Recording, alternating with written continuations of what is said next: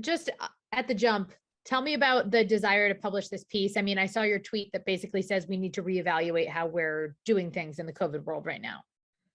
Well, we've been relying on the 2020 playbook for 2 years now, and it just doesn't make sense to me that we use the same playbook going into 2022. It's as foolish as using the 2019 playbook in 2022. We have a lot of new tools available to us. We have a great vaccine. We have the potential to be boosted. Everybody should get boosted. We have rapid tests. We know about ventilation, the benefits of ventilation and filtration. So we need to leverage all of these tools and stop using the 2020 playbook.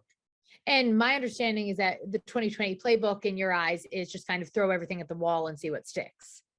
Yeah, early on, I was one of the big proponents of what we call a layered defense approach. I've talked about the hierarchy of controls, and prior to vaccines, that was the case. There was no one strategy in and of itself that was sufficient. So what do we need to do? Well, we need to do everything. But I think that's a problem now at this point because it's causing confusion. CDC is still throwing out these long lists of things you can do, equating hand washing with vaccination. I think that's a big mistake, and I think it's leading to part of the confusion.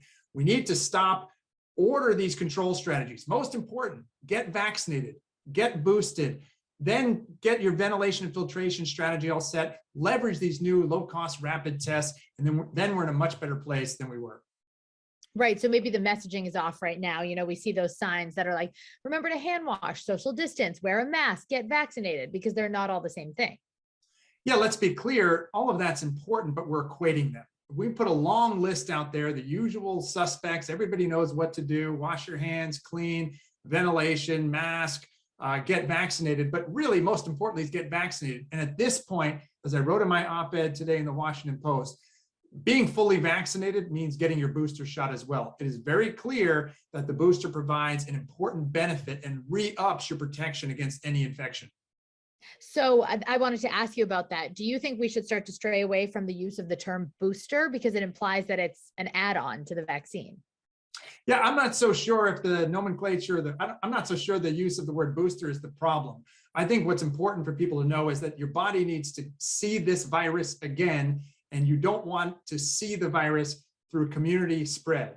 You want the virus to see your immune system fully vaccinated. Where fully vaccinated means you get the mRNA shot, you've had 2 doses at one point in time, 6 months later, you let your immune system see that virus again through the vaccine, see parts of that virus through the mRNA vaccine. So whether we call it boosted, whether we say this vaccine is a 3-shot vaccine, doesn't really matter to me. I just want people to be clear that if you're an adult, you should absolutely get your booster shot. Mm-hmm.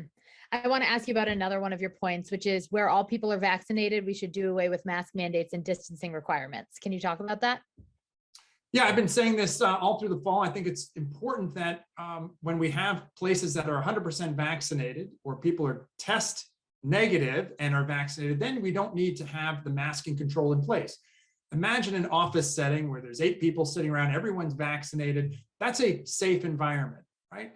And so we don't need to be masking those locations. Where we have large congregations of people close together, mixing of people who are vaccinated, unvaccinated, or we don't know, then I think that makes sense. I really like what New York City is doing in this regard. I've been to New York City several times now this fall. You show vaccination to get in a restaurant or a theater.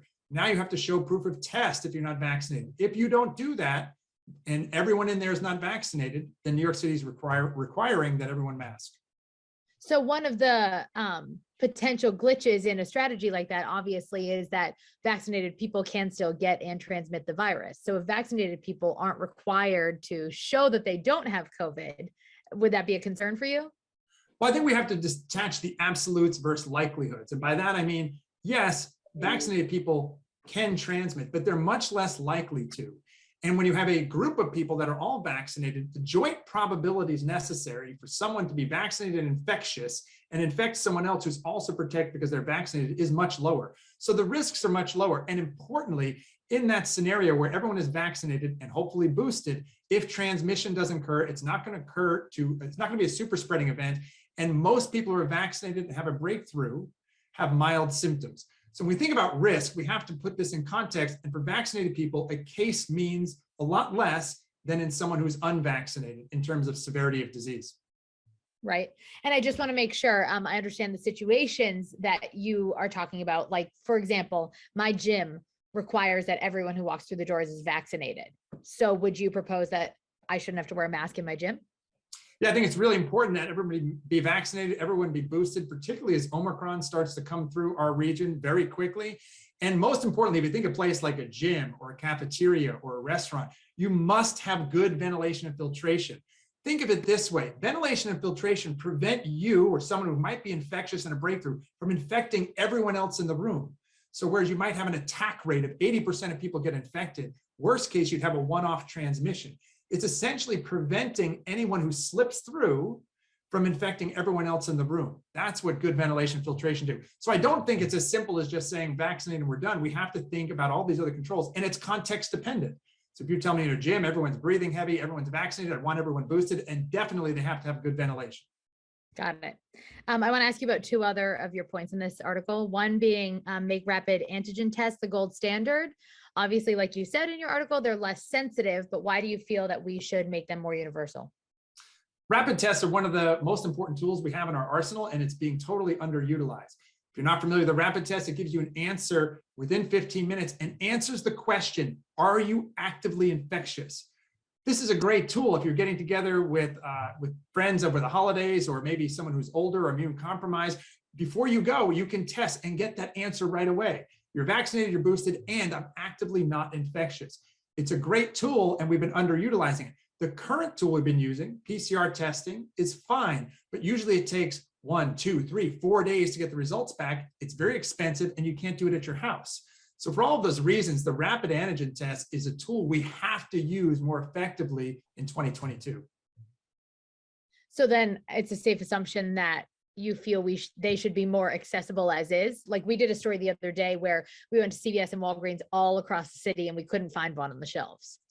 It's unbelievable to me that rapid antigen tests are not more widespread at this point. We've been arguing for these for over 16 months. In Europe, they are free. They are given out free. They're delivered to people's homes. We need to be doing the same thing across this country. Right now, they're too expensive, even with the subsidies provided by the Biden administration. By me, the tests are 2 tests for $25. Even at best price, maybe it's 2 tests for $12. These should be free or under $1, because that's the only way we're going to remove the barrier to people using them. If people aren't going to be able to do this, if it's expensive, but if we make it free and cheap, like they should be, then it'll become a tool that can be leveraged more effectively. Okay, 2 more questions for you. One being, can you talk about your proposal to reduce the isolation period? Yeah, right now we are over quarantining, over isolating people who test positive. So for people who test positive, they're required to stay out. But the reality is you're not infectious for all that long. And because we have these new tests that are available to us, you should be able to test out of long isolation periods. There's no need for somebody to stay out of work or school for 10 days if they were infected, because they're no longer infectious at that point. Second, for quarantines, anyone who's a close contact, so in 2020, I'll say it again. When it comes to quarantining close contacts, we've been handling it the wrong way, and we can do better thanks to the rapid tests. So quarantining is an information problem. We didn't know who might be infectious, so you quarantine an entire classroom or entire set of coworkers for 5 days, 10 days, because you don't know who's going to be infectious. Because we have these rapid tests that answer that question, the better approach is what we call test to stay. People can continue to come to work, continue to come to school, as long as they test negative that day. So it's flipping the script. Instead of automatically assuming everyone's infectious and making everyone stay home, you keep people in school, you keep people in work, but you test that day to be sure they're not actively infectious. Makes sense. So my final question for you is kind of an overarching one. It seems as though this playbook recommendation is one that is an adjustment to living with COVID because it doesn't seem like it's going to go away. Is that a proper assumption? Yeah, we have to adjust our playbook because this virus is not going away. It's headed towards being endemic. We're going to deal with a lot of cases because of Omicron. We have to recognize that cases in someone who's 80-year-old is very different from an 8-year-old, and a case in someone who's vaccinated is very different from someone who's not vaccinated. So we're going to have to live with this virus for years at this point, and we need to figure out these strategies or leverage these new tools and new knowledge that we have. Right now, we're acting like it's early 2020, using the 2020 playbook, which was fine for that moment. It's 2 years later at this point. We need to update our playbook.